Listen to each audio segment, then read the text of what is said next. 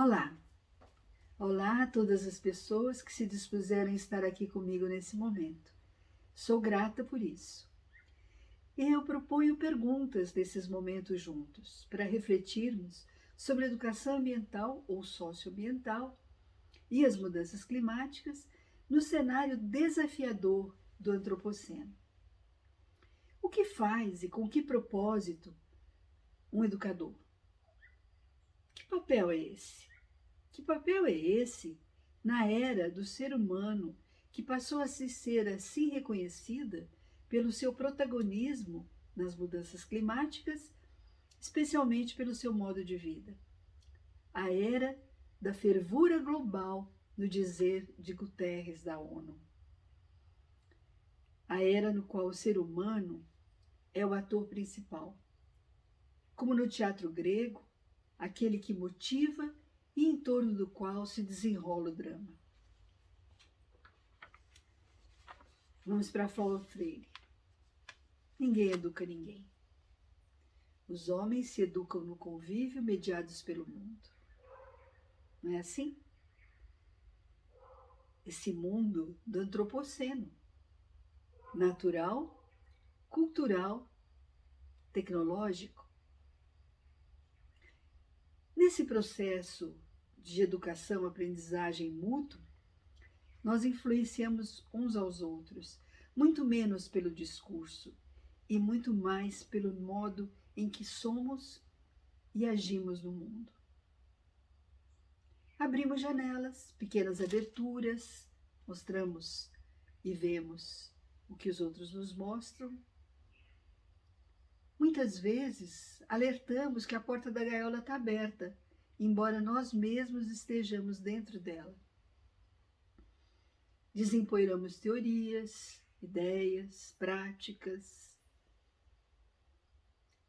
Outras vezes não, porque estamos confusos. O aprendizado de todos nós tem sido muito doloroso. Vemo-nos frente a muros, arapucas, sentimos-nos sitiados, dessensibilizados, sem saber se haverá futuro para a espécie humana.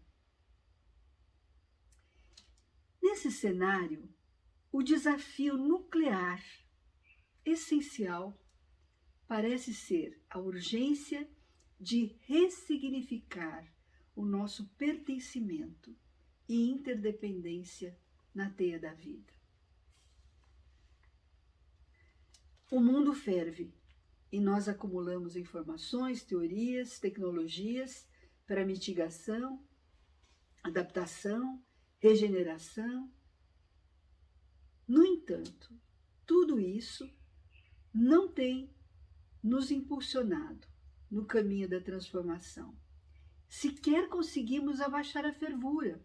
O aquecimento global continua crescendo e sabemos que, mesmo que consigamos fazer uma redução, um freio, ele continuará durante muito tempo, com todas as suas consequências, que não são poucas. Nós observamos, eu e vocês, que há grupos de pesquisadores, de fazedores, às vezes estamos incluídos, de iniciativas de mitigação, adaptação, regeneração, que são grupos pequenos em relação à maioria da população humana. E quem faz isso, quem consegue realmente se envolver nesses processos, é um pessoal já reconectado ou em processo de reconexão com a natureza. Parece ser uma condição para que isso aconteça.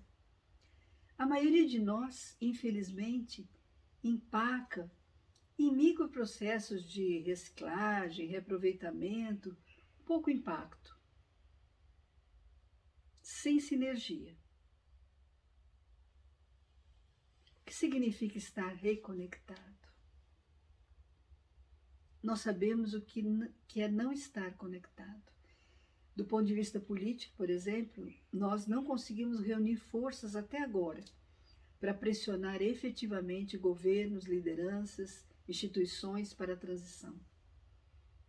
nós temos nos portado como vítimas das decisões e dos desastres. Somos agentes também.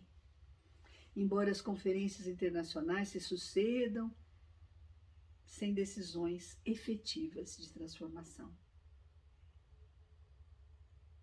A lógica do sistema predatório, desigual, continua preservada, agarrada à ideia de progresso, de crescimento, prosperidade.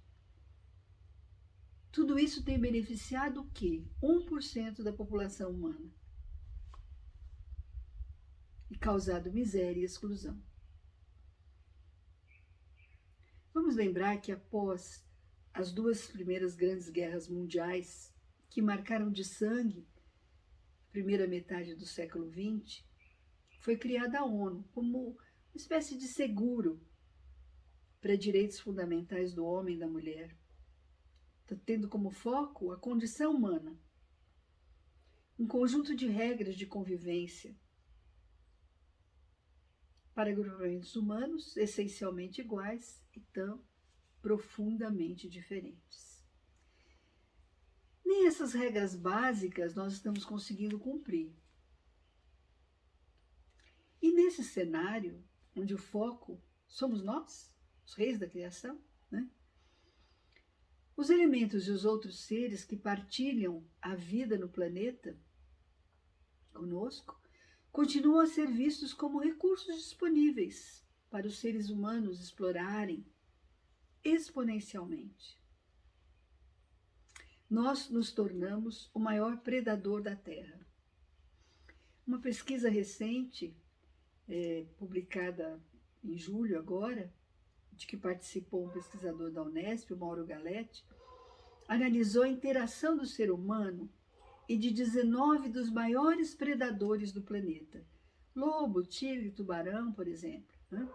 Com 47 mil espécies de vertebrados.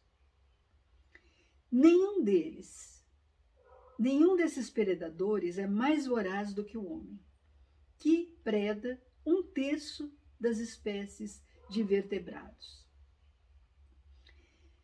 Agora vejam, apenas pouco mais de 50% é para alimentação. A caça esportiva alcança 8% das mortes dessas espécies. No século XXI. E esse processo predatório está ameaçando de extinção 39% das espécies de vertebrados. Os cientistas já nos avisaram, em outras pesquisas também, que a 6ª extinção em massa está em curso. Ora, nós somos parte dessa teia da vida, somos dependentes dela. Tudo está tecido em conjunto, como diz o Edgar Morin. Como assim permitimos a 6ª extinção em curso? Então, antes de ser uma questão de tecnologia, de informação, nós estamos frente a uma questão filosófica, ética, sobre a vida do planeta. A percepção da qual mais nós nos distanciamos é a de ser parte. É essa de pertencer a esse todo que nós denominamos natureza e que falamos dela como se estivesse fora de nós. Falamos dos outros, um conjunto de estranhos que ora admiramos, ora temos medo, usamos, matamos, desprezamos. Recursos ativos para uma pobre economia que só tem produzido desigualdade e morte. Isso se aplica inclusive aos grupos de seres humanos que vivem diferente da tal da civilização, que até a gente considera como parte da natureza. Vejam como estamos desconectados. Há muita informação disponível sobre a situação do planeta, das espécies, como se faz para recuperar isso ou aquilo, para regenerar. Mas essas informações parecem estar nos alcançando apenas pelo intelecto. Às vezes nos sensibilizam, mas poucas vezes têm nos levado de fato, como espécie humana, a uma ação objetiva, concreta, para mudar o rumo dessas coisas. Tem prevalecido a paralisia e a sensação de impotência. Nós, humanos, chegamos aqui no planeta com essa aparência de Homo sapiens nos últimos segundos do relógio do tempo. Viemos de grandes metamorfoses, transformações profundas. Somos inacabados como todas as espécies vivas. Somos natureza e a natureza se reinventa no processo de metamorfose. Como nos ensina o Kossia naquele livro lindo, Metamorfoses, vale a pena ler. Todos em transformação. Mas nós fazemos parte dessa ciranda. Não somos à parte. Nós não dançamos sozinhos. Nós somos visceralmente interdependentes. E nós sabemos como se deu esse processo de descolamento da natureza que somos. É uma história relativamente recente. Tem o risco de ser reescrita hoje, né? Com o modo de vida gerado por esse tal de progresso, né, 70% dos humanos se amontoam e se isolam uns dos outros na cidade. Nossos pés raramente tocam o chão. Com muitas reservas, nós que vivemos nas cidades, muitas vezes, aproximamos nossas mãos da terra. Menos ainda dos seres que vivem sobre ela ou nela. Tocar uma árvore, sentir a textura, seu cheiro, é ironizado, coisa de abraçador de árvore. Ouvir a conversa dos outros na cidade é impossível com os ruídos das nossas máquinas. Está passando aqui agora um avião bem barulhento. Recentemente, as pessoas reclamavam, lá em São Paulo, dos bem-te-vis que eles acordavam de manhã. Bem-te-vis na cidade? Que absurdo! É um grande descolamento. E quando nós temos a oportunidade de, pelo menos, contemplar, de estar onde nós chamamos natureza, nós temos o hábito de fazê-los pelas câmeras, pelos filtros, pelas tecnologias, e acaba sendo muito menos para usufruir e muito mais para mostrar. Hoje temos óculos de realidade virtual. Eles nos colocam dentro de uma paisagem onde nós não estamos. E logo, logo, todas essas paisagens dos óculos virtuais, né, provavelmente serão fakes, serão produzidas por inteligência artificial, enquanto o nosso mundo morre, queima. Então, é preciso refletir sobre a ética de ser e estar assim no mundo. Voltamos às perguntas. É mesmo imperativo ressignificar o nosso pertencimento e interdependência. Como fazer isso? Na interação que conduza a uma aprendizagem transformadora. Diz a Carta da Terra, um documento extremamente interessante, que essa reconexão é possível recuperando o respeito e o cuidado com a comunidade da vida. O demais é consequência. Respeito e cuidado com a comunidade de vida, com todas as formas de vida, fundamental para que se possa garantir ou regenerar a integridade ecológica, promover justiça social, ambiental, econômica, promover convivência pacífica democrática entre nós, pacífica com os outros seres, só com respeito e cuidado com a comunidade de vida. Esse respeito brota da reconexão com a natureza que somos. Nós, seres humanos, somos Faber, Sapiens, Ludens, Demens. Somos seres que fazemos, que raciocinamos, que brincamos, jogamos, sonhamos, deliramos. Temos diferentes dimensões que se compõem e se contrapõem, possibilidades de ser. Não basta apostar apenas na dimensão do saber, do raciocínio, do conhecimento, da informação.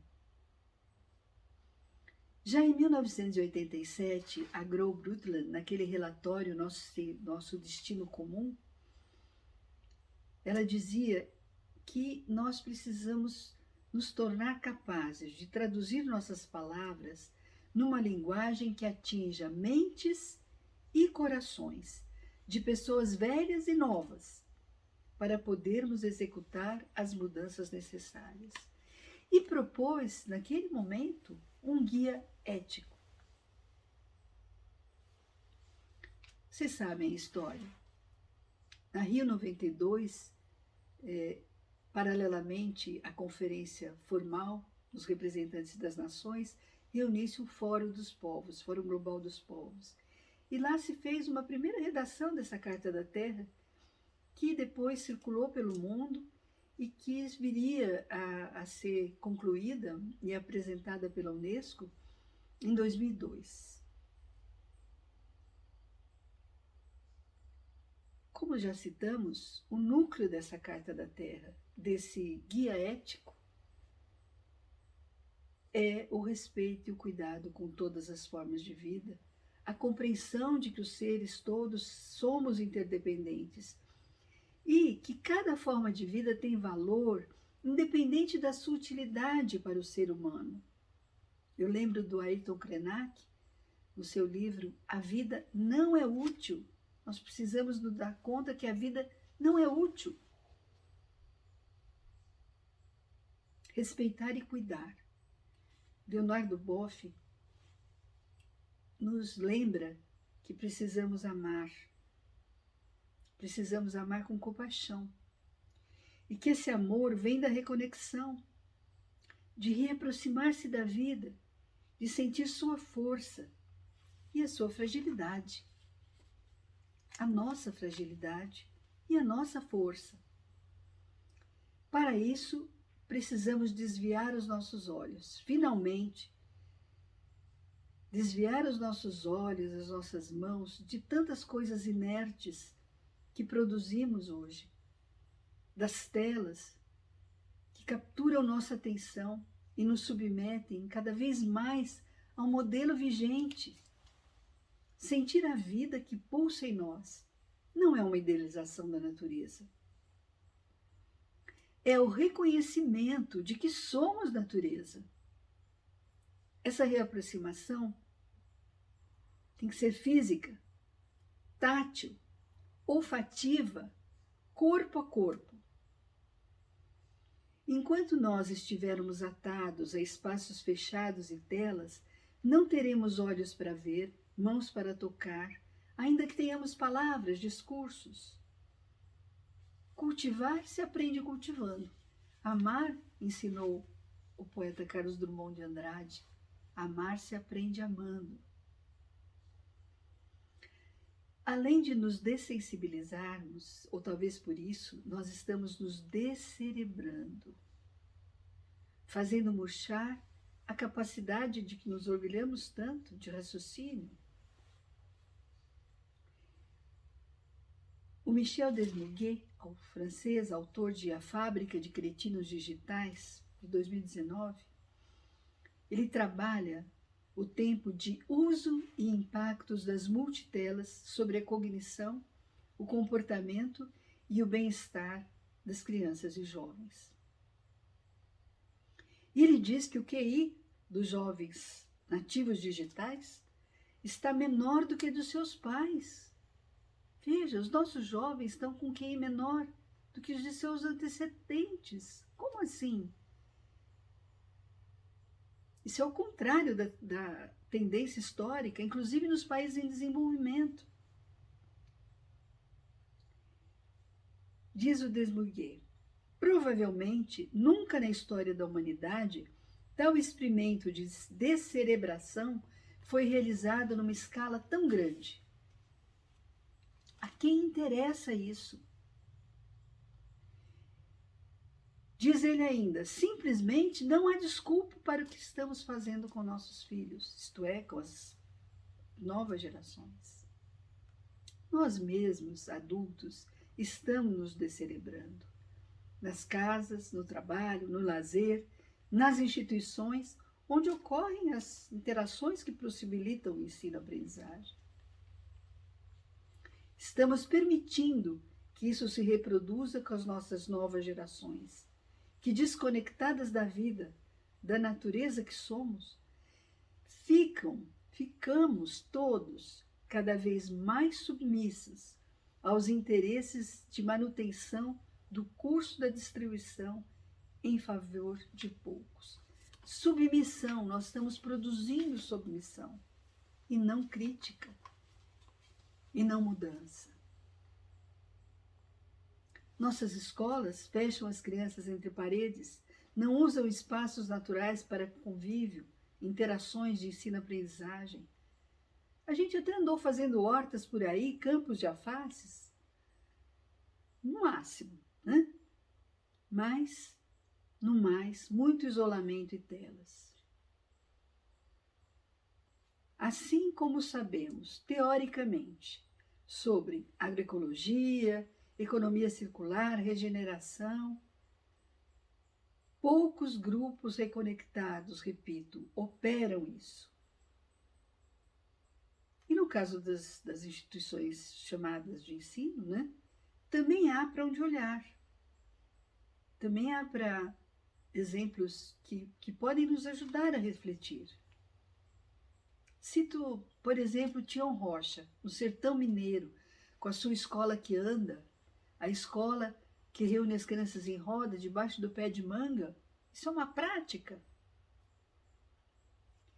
Cito de uma cidade grande, a Escola Vila, de Fortaleza. Essa escola desenvolveu um currículo transdisciplinar, voltado para a reconexão com a natureza, para a regeneração. Vale a pena conhecer a experiência. Poderia citar também a Uma Paz, a Universidade Aberta do Meio Ambiente e da Cultura de Paz de São Paulo, que há 17 anos desenvolve um trabalho de reconexão intergeracional, por via do seu livre percurso de aprendizagem, onde as pessoas começam por onde elas podem, conseguem, querem, e vão trilhando caminhos de reconexão. Talvez reconexados ou em processo de reconexão com a natureza que somos, consigamos resgatar uma pergunta que é crucial. Qui prodest? A quem aproveita a situação atual? Quem se beneficia dela? No direito, uma frase de Sêneca costuma ser utilizada que diz qui prodest salus isfest. Mais ou menos, aquele que do crime aproveita é quem o cometeu. Como disse o secretário da ONU, em 22, face ao relatório do IPCC, é um atlas do sofrimento humano e uma acusação condenatória de liderança climática fracassada. A abdicação da liderança é criminosa. Os maiores poluidores do mundo são culpados do incêndio criminoso em nossa única casa. Era da fervura global. A gente acaba de ver no Havaí mais um desastre de grandes proporções. Os muitos que estão acontecendo no mundo, de inundações e incêndios. Lá, agora, poucas horas, poucos dias, houve um incêndio florestal que devastou uma cidade inteira. Nada sobrou. E as pessoas tiveram que se jogar no mar. Muitas pereceram. Algumas foram salvas depois. A cidade parece um cenário de ficção científica. Nós estamos tornando o nosso mundo um cenário de ficção científica, de destruição. Cobrar essa conta dos grandes responsáveis, embora a gente também tenha responsabilidade, né? E fazer mudar, não permanecermos como agentes subordinados alimentando o crime em troca de migalhas, é uma luta que nos exige reconectados, uma luta pela vida no planeta. Para encerrar, eu volto ao nosso mestre Paulo Freire. Na sua pedagogia da indignação, ele ressaltou a necessidade de lutar pelos princípios éticos fundamentais, como o respeito à vida dos seres humanos, à vida dos outros animais, à vida dos pássaros, à vida dos rios e das florestas. Isso tem de estar presente em qualquer prática educativa de caráter radical, crítica ou libertadora. Respeito e cuidado com a comunidade da vida. Muito obrigada.